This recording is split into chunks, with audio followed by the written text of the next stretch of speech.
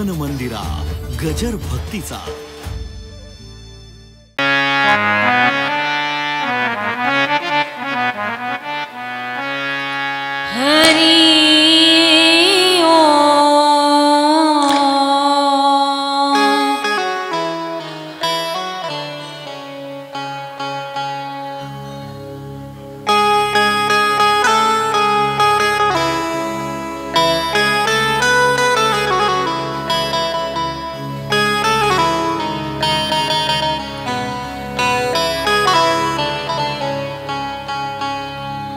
श्री गणेशाय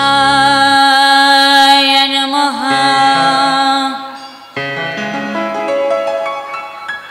श्री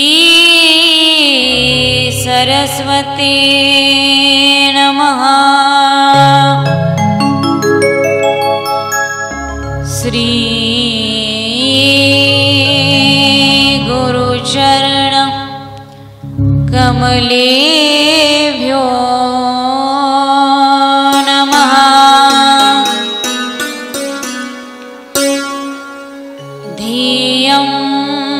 सदा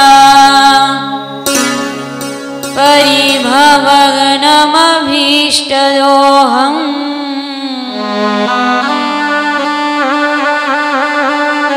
तीर्थास्पदं शिवविरिञ्चिनुतं शरण्यम्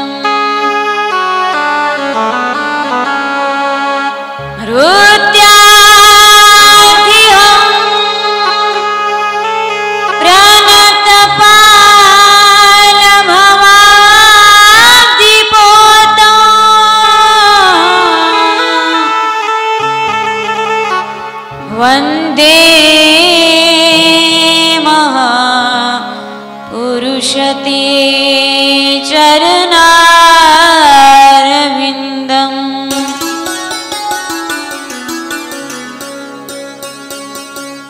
बंसी विभूषितकरा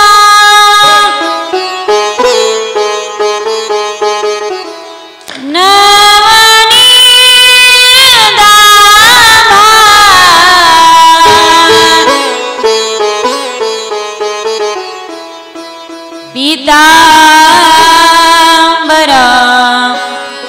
दरुणबिम्बफलाधरोष्टा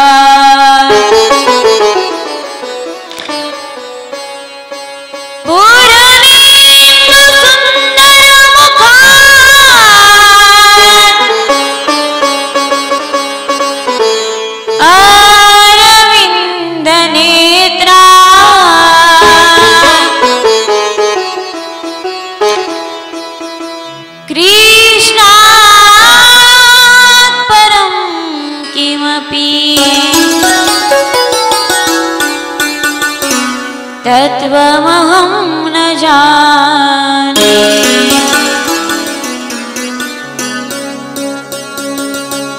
नारायणं नमस्कृत्यं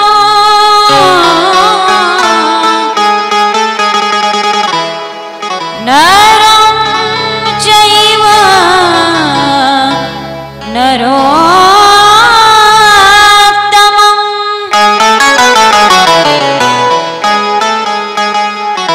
देवीं सरस्वती व्यासं ततो जयमुदीरये।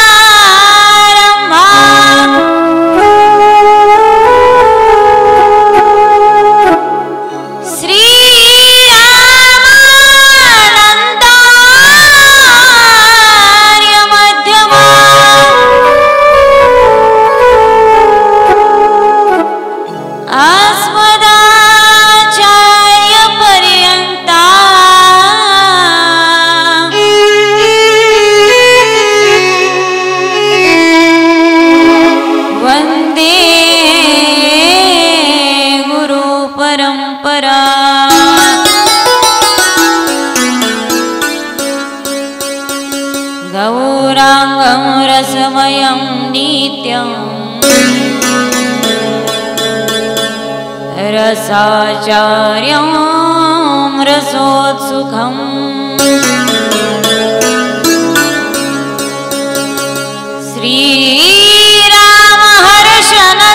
श्रीरामहर्षणदेवाख्यम्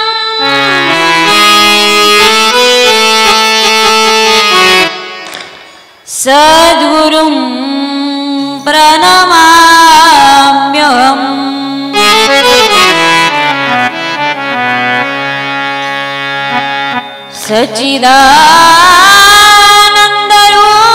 सच्चिदानन्दरूपाय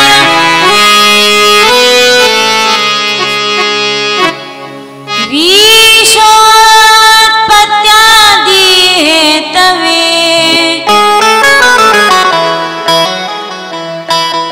तापत्रयविनाशाय श्रीकृष्णाय वयं नमः।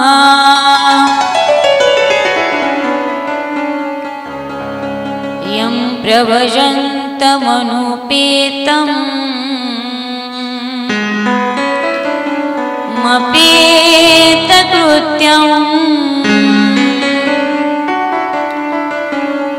द्वैपायनो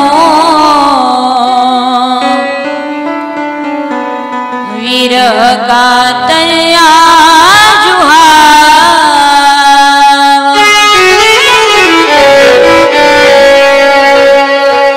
पुत्रेति तन्मयतया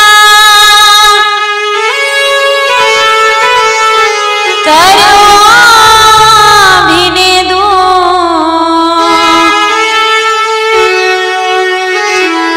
त्वं सर्वभूतहृदयं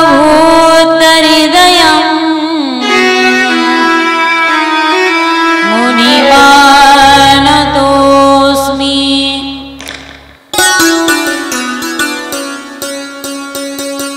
जय जय श्रीराधारमण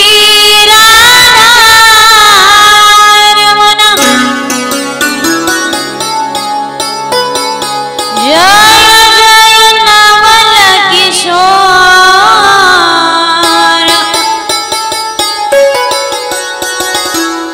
जय गोपी चित्तजोर प्रभो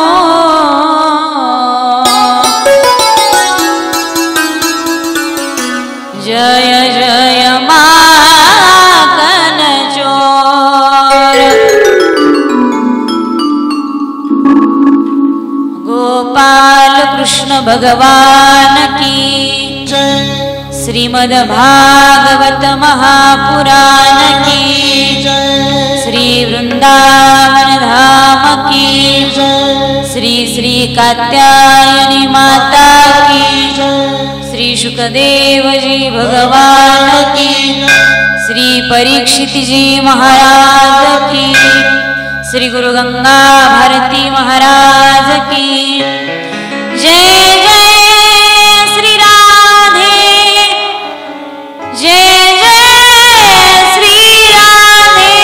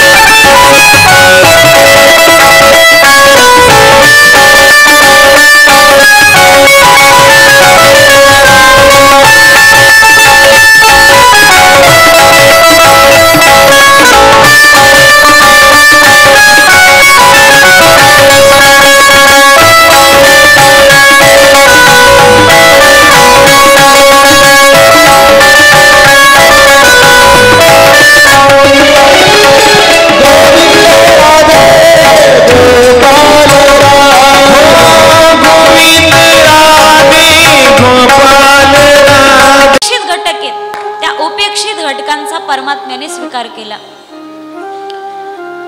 वद्य पक्षाला आजपर्यंत एकाही देवाने स्वीकारलं नव्हतं अवतार घेण्यासाठी. परमात्मा वद्याचा अंगीकार करतात. ज्या ठिकाणी जन्मास येतात तुरुंग, तिथले लोक तर जगातील सगळ्यात उपेक्षित. बरं, भगवंताच्या जीवनामध्ये ज्या 16,100 कन्यांचा विचार आला त्याही समाजातील उपेक्षित घटक होत्या. परमात्म्याने उपेक्षितांचा स्वीकार केला. जन्माला येतात ते सुद्धा भगवंताचं जे बालपण जाते, प्रागट्य जरी मथुरेमध्ये झालं तरी परमात्म्याचा जन्म हा गोकुळामध्ये झाला. कृष्ण गोकुळी जन्माला आले खेड्यामध्ये. खेड्यातले लोक सुद्धा उपेक्षित. कृष्ण अवतारामध्ये सगळ्या उपेक्षित घटकांचा गौरव केला, सगळ्या उपेक्षित घटकांचा स्वीकार केला. म्हणून कृष्ण परमात्मा आणि कृष्ण अवताराला प्रामुख्याने जगामध्ये सर्वाधिक प्रेम का मिळालं? कृष्ण अवतारामध्ये सर्वाधिक जगातील उपेक्षित घटकांचा स्वीकार केला आणि उपेक्षित घटकांचा गौरव केला. भगवंताने येत असताना महिना निवडलाय श्रावण, पक्ष आहे वद्य, तिथी आहे अष्टमी, येण्याचा दिवस आहे बुधवार. ज्या नक्षत्रामध्ये आले ते नक्षत्र आहे रोहिणी. आपल्या मुलाला आनंद व्हावा म्हणजे ब्रह्मदेवाला, म्हणून बुधवारचा दिवस निवडला. आणि ब्रह्मदेव ही रोहिणी नक्षत्राचे देवता आहेत. नक्षत्र निवडलं रोहिणी. त्याचप्रमाणे आपल्या घराण्यातील जो मूळ पुरुष आहे चंद्र, चंद्राच्या ज्या 27 पत्न्या आहेत त्या 27 पत्न्यांपैकी सगळ्यात मुख्य पट्टराणी आहे रोहिणी. मग आपल्या मूळ पुरुषाला आनंद व्हावा म्हणून नक्षत्र निवडले रोहिणी. ब्रह्मदेव रोहिणी नक्षत्राचे देवता म्हणून नक्षत्र निवडले रोहिणी. पर भगवान परमात्म्याने या अवतारामध्ये नावं धारण केली ती 8, लीला केल्या त्या सुद्धा 8. आणि विशेष महत्वाची गोष्ट, या 8च्या आकड्याला कुठं नाही गाठ.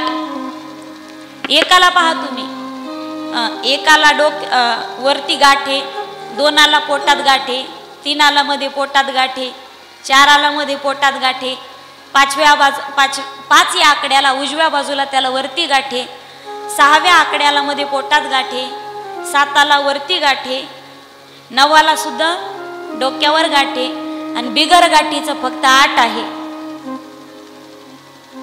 लीला केल्या 8, प्रमुख असुर मारले ते सुद्धा 8. भगवंताच्या ज्या मुख्य पट्टराणी आहेत त्या सुद्धा 8. भगवान परमात्म्याचं प्रागट्य झालं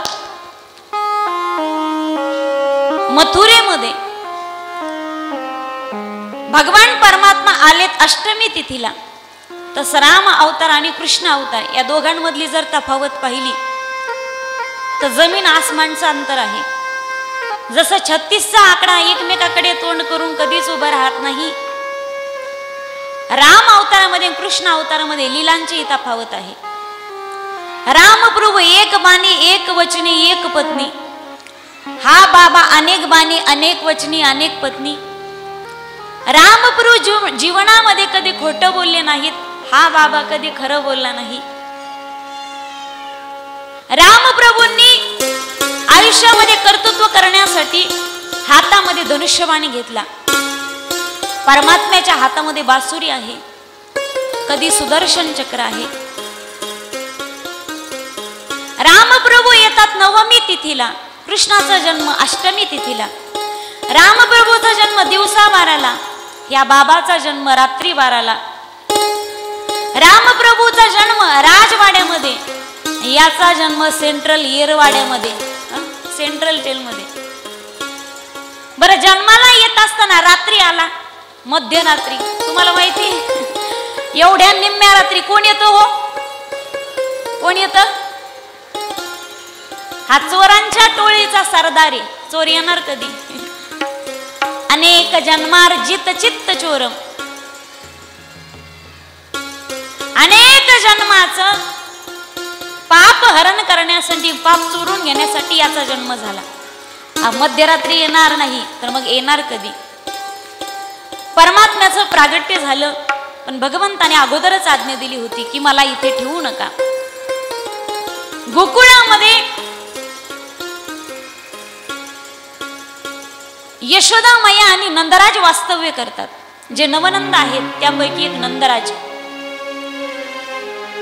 वयाचे 90 वर्ष झालेत नंदराजांच्या नंदराजांचं वय 90 वर्ष आहे आणि यशोदा मैया ही 5 वर्षांनी नंदराजांपेक्षा मोठी आहे.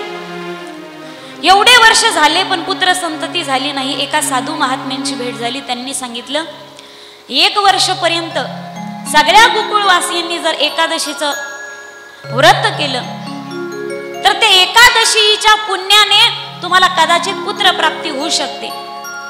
आज एकादशी कोणी कोणी पकडली? हात वर घ्या. वा वा वा वा वा, खाली घ्या. बरं, नेहमी कोणाला असते नेहमीची एकादशी? हात वर घ्या. आज सगळ्यांनीच पकडायला पाहिजे होती. म्हणजे सप्ताहामध्ये जर एकादशी आली तर ती सगळ्यांनी धरायची असते, पण काही हरकत नाही. ज्यांनी धरली चांगली गोष्ट आहे. सगळ्या गोकुळवासींनी 1 वर्षभर एकादशीचं व्रत केलं आणि ते एकादशीच्या पुण्याईने यशोदा मैया गर्भवती राहिली. काल वेळेअभावी ही कथा मी तुम्हाला विस्तृतपणे सांगितली नाही. थोडेसा आपण याला स्पर्श करून आणि पुढे जाऊ. यशोदा मैया गर्भवती राहिली आणि प्रसूती काल समीप आला. त्यांच्या 2 ननंदा त्यांच्या सेवा करण्यासाठी आल्या. एक नंदा आणि दुसरी सुनंदा सेवा करण्यासाठी आल्या. इकडे नंदराज प्रत्येक यायचा दिवस त्या दिवसाला वाट पाहायचे. कधी होईल मुलगा, कधी होईल मुलगा, कधी होईल मुलगा. जप करायला बसले तरी तेच चिंतन, अजून कसा झाला नाही, कधी होईल सांगता येत नाही. आणि आज ज्यावेळी कृष्ण परमात्मा गोकुळात मथुरेत अवतार आले, वसुदेवजींनी त्यांना टोपलीत घातलं आणि येईपर्यंत मध्ये एक नदी अडसर ठरली, यमुना. पण यमुनेने मधोमध वसुदेवजींना येण्यासाठी वाट दिली. भगवंताने चरणाचा स्पर्श केला. वसुदेवजी आले तोपर्यंत मध्यरात्र निघून गेलेली होती. ब्रह्ममुहूर्ताने पहाट होण्यास सुरुवात झाली होती. आपल्या टोपलीतला लाला यशोदा मैयाच्या जवळ ठेवला. इकडे ज्यावेळी माया जन्माला आली आणि यशोदा मैयाच्या जवळ पुढे जी माया जन्माला आली होती ती आपल्या टोपलीमध्ये घेतली. पुन्हा निघून गेले. माया आकांत करू लागली. आकांत केल्याने पहारेकऱ्यांना निद्रा लागल्या होत्या. पहारेकरी जागे झाले. हातापायांमध्ये आपोआप बंधनं आली. तुरुंगाची कुलप पुन्हा लागली गेली. मायेने आकांत केला. पहारेकरींनी सांगितलं बाळ जन्माला आलं. तात्काळ ते कंसाकडे नेण्यात आलं. त्याने पाहिलंही नाही मुलगा आहे की मुलगी आहे. गरगरा गरगरा आकाशामध्ये तिला फिरवलं. दगडावरती आपटणार ती पोरगी हातातून निसटली आणि आकाशामध्ये अष्टभुजा कात्यायनीच्या स्वरूपामध्ये प्रगट झाली. कात्यायनी माता आणि ती कात्यायनी माता म्हणते, हे मंद बुद्धी पुरुषा, बाई माणसाशी काय राजकारण करतो? तुझ लागी वदी उपजला मजाधी. अरे तुला मारणार तर माझ्या आधी जन्मास आलाय. अरे मैया सांगून जा ना माझा शत्रू नेमका जन्मास कुठे आलाय. तिने सांगितलं फक्त तो ब्रज प्रदेशामध्ये जन्मास आला. एवढं म्हणून ती माया गुप्त झाली. आता 84 कोसाच्या प्रदेशामध्ये माझा शत्रू कुठे जन्माला आलाय. आता आपल्याला मथुरेत काय झालं हे पाहायचं नाही, गोकुळामध्ये काय झालं हे आपल्याला पाहायचंय. आज पहाटचा समय झाला तरी आपली भाऊजाई का उठत नाही? नंदा सुनंदा विचार करतात की आपल्या आज भाऊजाईला काय एवढी झोप लागली. महालामध्ये गेली, अंगावरची चादर हलत होती. त्या गवळणीला एवढा आनंद झाला, धावत गेली. पण चादर अगोदर काढायच्या आधी देवाला प्रार्थना करते, नारायणा एवढ्या वर्षांनी बाळ प्राप्त होते, एवढ्या वर्षांनी बाळ माझ्या भावाला होते. विनंती एक आहे प्रभू, जर झाला नसेल तर हा मुलगाच असावा. चादर बाजूला काढली पाहती तर छोटासा राजस सुकुमार छोट्याशा बाळाच्या स्वरूपामध्ये परमात्मा पोहोडलेले होते. पाहून त्याला एवढा आनंद झाला. धावत धावत धावत गोशाळेमध्ये गेली, जिथं नंद बाबा पहाटे 4च्या सुमारास गाईला चारा वैरण करण्यास सुटले होते. धावत गेली ही, बाबा बाबा बाबा. बाबाने विचारलं, बाई काय झालं, का आभाळ कोसळून पडलं का? तिला वाटलं खूप आनंदाची गोष्ट आहे, एकदम सांगावी बाबाला. बाबालाच अटॅक आलं तर काय करावं. कधी कधी माणसाला आनंद सुद्धा सहन होत नाही जास्त. एकदा एका बाईला 1 लाखाची लॉटरी लागली. बाईचं वय 50 होतं, बाईच्या मागे पुढे कोणीच नव्हतं, बाई एकटीच होती, मूल बाळ नव्हतं, कोणीच नव्हतं. त्या लॉटरीवाल्याने विचार केला, हिला जर एकदम 1 लाखाची लॉटरी सांगावी तर बाईला अटॅक येण्याची शक्यता आहे, बाई गचकन. त्या लॉटरीवाल्याने एका कीर्तनकारांना बोलवलं आणि सांगितलं, महाराज त्या बाईला लॉटरी लागली लाखाची, पण ही गोष्ट तिला अशी सांगा की तिला पचली पाहिजे, बाई मरता कामा नाही. महाराज गेले आणि म्हटले, बाई तुम्हाला जर 1 लाखाची लॉटरी लागली तर तुम्ही काय करताल? दैठणकर मंडळी, तुम्ही काय करताल? भारती बाबाच्या मंदिराला देतात का? मग मला लाखाची लॉटरी लागली तर काय करतात? तू म्हणतात काही असं सोन्याला आग लागली, आधी 2-3 तोळे सोनं घेऊन ठेव, लाखात जेवढं येईल तेवढं. महाराजांनी सांगितलं, बाई तुम्हाला जर 1 लाखाची लॉटरी लागली तर तुम्ही काय करताल? ती म्हणी, बाई महाराज मला 1 लाखाची लॉटरी अहो लागणच कशी, आणि जर लागलीच महाराज तुमच्या तोंडात साखर पडून तुमची वाचा खरी ठरो. जर मला देवाच्या कृपेने 1 लाखाची लॉटरी लागली त्यातले निम्मेच मी घेईन आणि निम्मे तुमच्या हवाली करून देईन. ते ऐकून महाराजालाच अटॅक आला. काही लोकांना दुःख सहन होत नाही, मग काही लोकांना जास्त आनंद सुद्धा जमत नाही. पहा, कधी कधी माणूस आनंदाच्या भरामध्ये हसतो आणि हसतो तो आनंद पचत नाही माणसाला.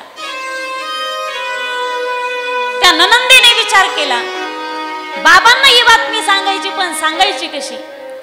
ती ननंद म्हणते, बाबा आपके यहाँ भगवान जी की कृपा से नीलमणि जैसो लाला भयो है, लाला भयो है, लाला भयो है, गोपाल कृष्ण भगवान की जय. पण ती गवळण तिथं थांबली नाही. बायांचा स्वभाव असा आहे, एखादी गोष्ट जर तिला कळाली तर 10-5 बायांच्या समोर मन मोकळं केल्याशिवाय तिचं पोटच मोकळं होत नाही. तुला म्हणून सांगते ना, अख्ख्या दैठण्याला इस्तू लावते. ती गवळण तिथंच थांबली नाही, ती गल्ली गल्लीत पळाली, घराघरामध्ये पळाली, सगळ्यांना आनंदाची बातमी देऊ लागली की नंदराजाला मुलगा झालाय. गवळण म्हणती गवळणीला पुत्र झाला यशोदेला. म्हणती गवळणीला पुत्र झाला यशोदेला. म्हणती गवळणीला पुत्र झाला यशोदेला. म्हणती गवळणीला पुत्र झाला यशोदेला. गवळण म्हणती गवळणीला पुत्र झाला यशोदेला. गवळण म्हणती गवळणीला पुत्र झाला यशोदेला.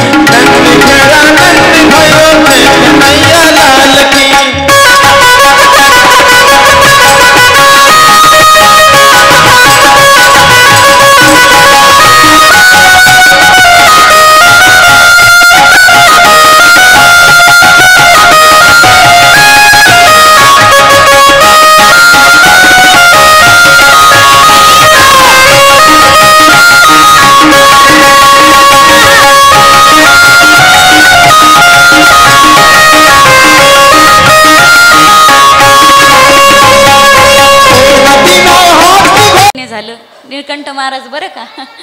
माझ्या लग्नामध्ये जर तुम्ही नाच असं वाजवायला असते ना तर नवऱ्याला घेऊन नाचले असते मी. बरोबर. एकदम प्रेमाने बोला राधे. परमात्मा जन्माला आले, सगळ्या गोकुळाला आनंद झाला. गोकुळीच्या सुखा अंत पार नाही लेखा. गोकुळातील चराचरांना आनंद झाला. सकाळचा पहाटचा समय होता. गोकुळातील सगळ्या गवळणी, कोणी गाय धुवतय म्हणजे धार काढतय, कोणी झाडून काढतय, कोणी सडा समर्जन करतय, कोणी सारवण घेतय, कोणी रांगोळ्या काढतय. सकाळचा समय कोणी दात घासतय. आणि ज्या गवळणीला बातमी कळेल ती गवळण नंदराजाच्या वाड्याकडे बधाई देण्यासाठी पळू लागली. नंद बाबा बधाई हो बधाई. यशोदा मैया बधाई हो बधाई. एक गवळण सडा मारत होती. अर्ध्या अंगणामध्ये तिनं सडा समर्जन केलं होतं. तिच्या कानावर बातमी कळाली, नंद बाबाला मुलगा झाला. खालची बकेट खालीच राहिली. हाताला शेण लागलेला तशा अवस्थेमध्ये ती पळाली. एक गवळण रांगोळ काढत होती. अर्धी रांगोळ काढून झाली होती. तिला कळालं नंद बाबाला मुलगा झाला. बधाई देण्यासाठी ती तशीच पळाली. जो जशा अवस्थेत असेल तसा पळत होता. सगळ्या गोकुळवासियांनी भगवान कृष्ण परमात्म्याचा जन्मोत्सव साजरा करण्यासाठी आनंदाचा उत्सव ठेवला. गोकुळामध्ये भरपूर गायी म्हशी, जास्त प्रमाणात गायी होत्या.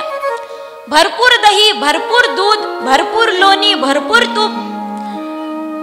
गायींचे अंगणामध्ये गोठ्यामध्ये जे हौद होते त्या सगळ्या गवळ्यांनी गवळणींनी घरातल्या ज्या उतरंडी लावलेले सगळे मडके आणले. शिंक्यावरती ठेवलेले दह्याने दुधाने भरलेले सगळे माठ घेतले, सगळे मडके घेतले आणि घराच्या समोर येऊन दारामध्ये, अंगणामध्ये, गोठ्यामध्ये जेवढे जेवढे हौद असतील त्या हौदामध्ये दूध वतायला सुरुवात केली. दूध त्या सगळ्या हौदांमध्ये ओतायचं आणि लोण्याचं मटकं कमरेवरती घ्यायचं. हळद कुठली, हळद पिसून पिसून त्या हौदामध्ये टाकली. सगळं ढवळं दूध ते पिवळं बनवलं. जो पांढरा व्यक्ती दिसेल, आजही उपितल्या लोकांना, वृंदावनातील लोकांना पांढरे ड्रेस घालण्याचा शौक आहे. अरे काय झालंय काय नाही, असा बुडवायचा, असा धरायचा, त्या दुधात बुडवायचा पिवळ्या दुधामध्ये आणि झटकून असा बाहेर टाकायचा. जो दिसेल त्याला बधाई हो बधाई, नंद बाबा बधाई हो बधाई. 81 वर्षाची म्हातारी काठी टेकवत बाहेर आली आणि पोरांकडे पाहून म्हणते, लाला काही बात की बधाई, काय झालंय बधाई द्यायला. आणि म्हातारे सगळ्या गावाला गोष्ट कळाली, तुला माहित नाही का. त्याने मटकीत हात घातला, चांगला पावशर लोण्याचा गोळा काढला, सपकन मशी म्हातारीच्या तोंड्यावरती शिपकला. म्हातारीला एकही दात नव्हता. काय बात की बधाई. म्हातारीच्या तोंडाचा आ झाला. पोरांना तोंडामध्ये तो लोण्याचा गोळा शिपला, जसा फेकला तसा सटकला, पोटामध्ये गेला. म्हातारी तोंड चाटू लागली. काय झालं, कशाची बधाई. पोरांनी सांगितलं, म्हातारी तोंड गोड झालं. विचारती कशाची बधाई. नंदबाबाला मुलगा झाला. ती म्हणे असं होय. सगळ्यांनी परमात्म्याच्या जन्मोत्सवानिमित्त सगळ्यांनी नृत्य केलं. गुढिया तोरणे करीती कथा गाती गाणे, सगळे नाचू लागले, सगळे आनंदाचा उत्सव साजरा करू लागले. गोकुळातील सगळ्या गवळणी, तरुण गवळणी, म्हाताऱ्या गवळणी, सगळ्या गवळणी नंदबाबाच्या वाड्यावरती नंदबाबाला बधाई देण्यासाठी जाऊ लागल्या. सगळ्या तरुण गवळणी पोरी जमा व्हायच्या आणि सगळा तो आनंदाचा जन्मोत्सव साजरा करत असताना पोरींनी सकाळी वेगळा मेकअप करायचा, दुपारी वेगळाच मेकअप करायचा, संध्याकाळी वेगळाच मेकअप करायचा. असं सलग 2-3 दिवस झाले. एक म्हातारी पाहत होती, वरच्या मजल्यावर राहत होती आणि एक दिवस म्हातारीची उत्कंठा जागी झाली. काठी टेकत काठी टेकत काठी टेकत म्हातारी पायऱ्या उतरून उतरून खाली आली. पोरींना आडवी झाली, काठी आडवी केली. पोरींनो कुठे जातात ग, 3 दिवस झाले सलग मी तुम्हाला पाहते, सकाळी मेकअप करता, दुपारी मेकअप करता, संध्याकाळी मेकअप करता, जातात तरी कुठं तुम्ही? सकाळी 10ला गेल्या तसा डायरेक्ट तुम्ही 3 वाजता गावात परत येता, तुम्ही जातात तरी कुठं? शालू नेसून जातात, दागिने घालून जातात, गजरे लावून जातात. काल मी पाहिलं बऱ्याच जणींनी गजरे लावले होते. म्हटलं ताईंनी परवा कीर्तनामध्ये सांगितलं घरी जाताना बायकोला गजरा घेऊन जायचा. तुम्ही तुमच्या डोक्याला काल सगळ्याला गजरे दिसत होते. ते म्हणे नाही, घरच्यांनी नाही आणले, आम्हीच विकत घेतले, आम्हीच लावले. तुम्ही सांगितलं होतं ना कथेमध्ये, येताना नटून थटून मेकअप करून या, म्हणून सगळे लावून आलो. म्हातारी आडवी झाली, चाललात कुठं? म्हणे म्हातारी बाजूला हो. नाही होणार, सांगा कुठं चाललात? तुला माहित नाही, गावात नंदबाबाला मुलगा झालाय, त्याच्या आनंदाचा उत्सव साजरा करण्यासाठी आम्ही जातो. म्हणे असं होय? तरी म्हटलं ह्या सगळ्या पोरी जात्यात कुठं? सकाळी वेगळा मेकअप, दुपारी वेगळा मेकअप, संध्याकाळी वेगळा मेकअप, जात्यात तरी कुठं? काग पोरी हो, नंदाचा जो लाला जन्माला आला त्याचं नाव काय ठेवलं ग? एकीने सांगितलं केशव, दुसरीने सांगितलं माधव, मधुसूदन, लाला, कृष्ण, कन्हैया. 10-5 गवळणींनी 7-8 नावाचं वारस त्याच म्हातारीच्या दारात केलं, अजून ज्याचं नावही ठेवलं नाही. म्हणे असं होय?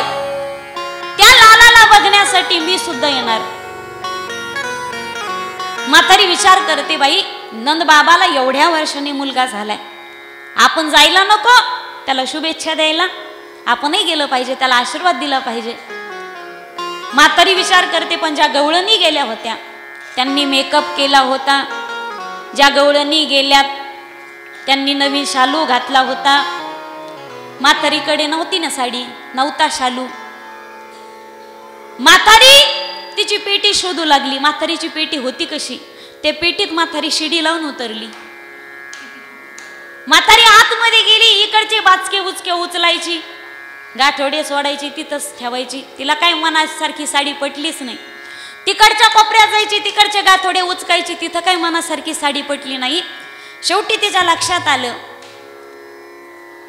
की काही वर्षांपूर्वी 70-80 वर्ष झाली असतील आपला विवाह झाला होता. त्या विवाहामध्ये आपल्या लग्नामध्ये एक घागरा चोळी होती आणि ती जर आपण घातली तर. म्हातारीने लग्नाच्या सालचा शालू काढला, लग्नाच्या सालची साडी म्हातारी नेसली, पण घाई गडबडीमध्ये ती साडी झाली उलटी. पूर्वीच्या पहा तुम्ही पैठण्यांवरती हत्ती घोडे असायचे. म्हातारी साडी उलटी नेसली, हत्ती उलटे झाले, सोंडी खाली गेल्या, पाय वर झाले, मोर उलटे नाचू लागले, पिसारे खाली गेले, पिसारा खाली आला, पाय वर गेले, उंट उलटे, उंटाच्या माना खाली आल्या, पाय वर गेले. म्हातारी विचार करते, आता शालू तर घालून झाला.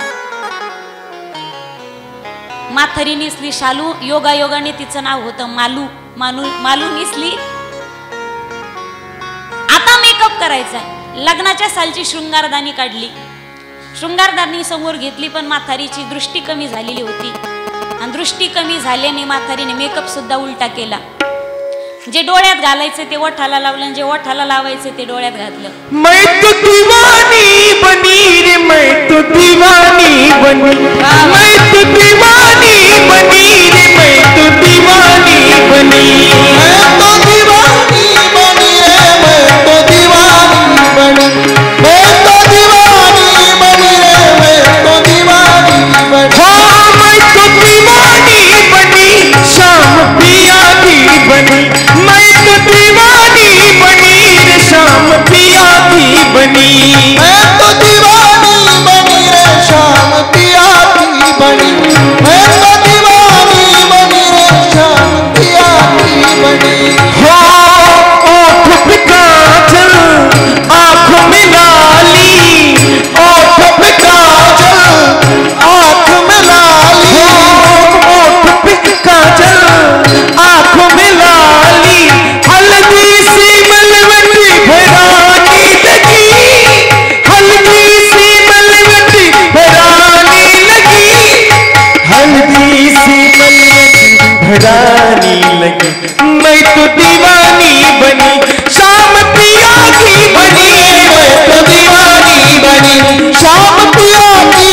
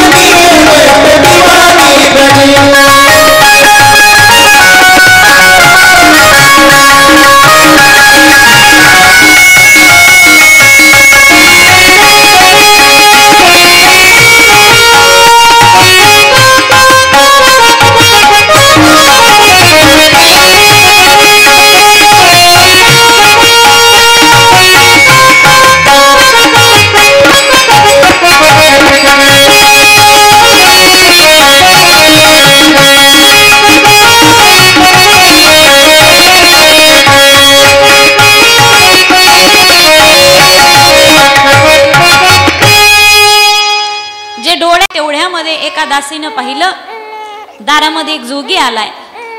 ती गेली आणि मैया, अगं केव्हापासून एक जोगी दारामध्ये आलाय भिक्षेसाठी.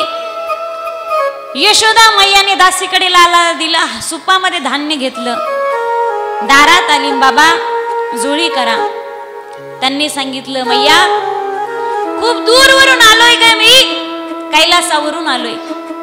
एवढ्या लांबचा मी साधू आहे, तुझ्या दारामध्ये मी भिक्षा मागण्यासाठी नाही आलो. मैया भिक्षा द्यायची असेल तर एकच दे ग. तुझ्या घरामध्ये जो लाला जन्मास आलाय ना, त्याचं आम्हाला दर्शन करायचंय, तेवढं दर्शन मला त्याचं घडून दे. त्यावेळी मैयाने सांगितलं, साधू बाबा अरे माझा लाला खूप छोटा आहे आणि तुझा असा अमंगल वेश जर त्याने पाहिला तर त्याला भीती नाही का वाटायची. बघ ना, अरे तुझ्या गळ्यामध्ये साप लटकलेत, तुझ्या कानामध्ये विंचू लटकलेत, माझा लाला खूप छोटा आहे. अरे चित्रात जरी साप दिसला तर त्याला भीती वाटते, तुझ्या गळ्यातील साप पाहून त्याला भीती नाही का वाटायची. त्यांनी सांगितलं, मैया अरे एवढ्याशा सापाची गोष्ट तू करतेस, तुझा लाला सापावर झोपणार आहे. अरे मला काय माहित नाही बाबा, तो दुसरा कोणी असेल, तुझा पत्ता चुकीचा आहे, तुझा घर नंबर चुकलाय, दुसरी कुठलीही भिक्षा माग तू, मी तिला ती द्यायला तयार असेल. यशोदा मैया घरामध्ये गेली, सुपामध्ये तिनं माणिक मोती आणले आणि ती जोग्याच्या झोळीमध्ये वाढणार. त्यावेळी झोळी म्हणतोय, त्यावेळीच तो योगी म्हणतोय,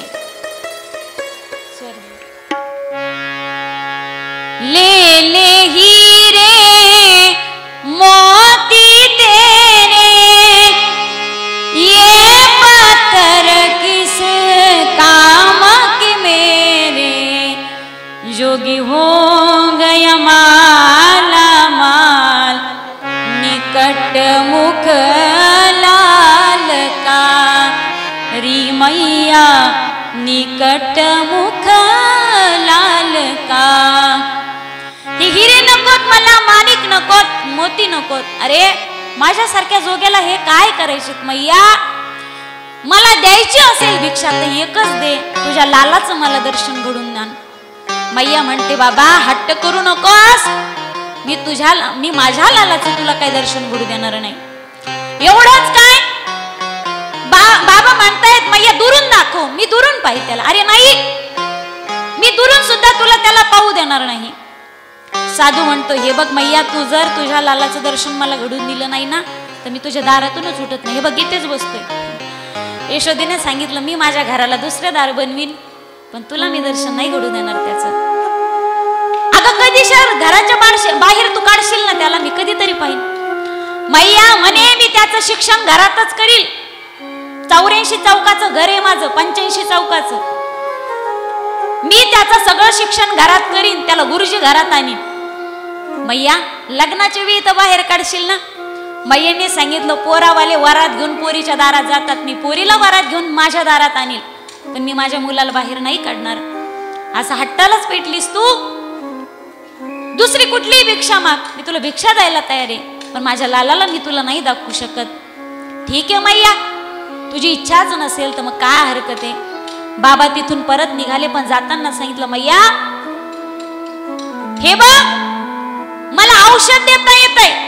बाळाचं दुखत असेल, त्याला पोटातलं आलं असेल, त्याला दृष्ट झाली असेल, जर कधी तुझ्या बाळाचं दुखायलाच लागलं ना तर फक्त माझी आठवण कर. बाबा निघून गेले. जात असताना खिडकीतून आतमध्ये जोळीत असलेल्या परमात्म्याला म्हणतात की, प्रभू अहो भक्त एवढ्या दूरवरून तुम्हाला भेटण्यासाठी येतात, तुम्हाला त्यांना भेटण्याची इच्छा नाही का होत का? आम्हाला तर मनामध्ये तुम्हाला भेटण्याची इच्छा असते, पण तुम्ही आम्हाला दर्शन देत नाहीत. प्रभू किती कठोर मनाचे आहात तुम्ही.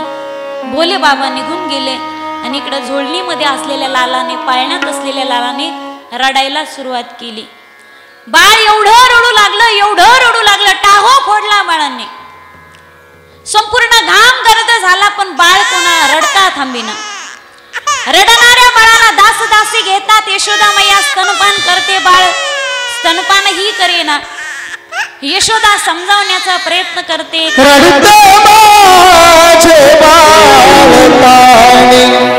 समजा सीता राहिला रडते माझे बाळका.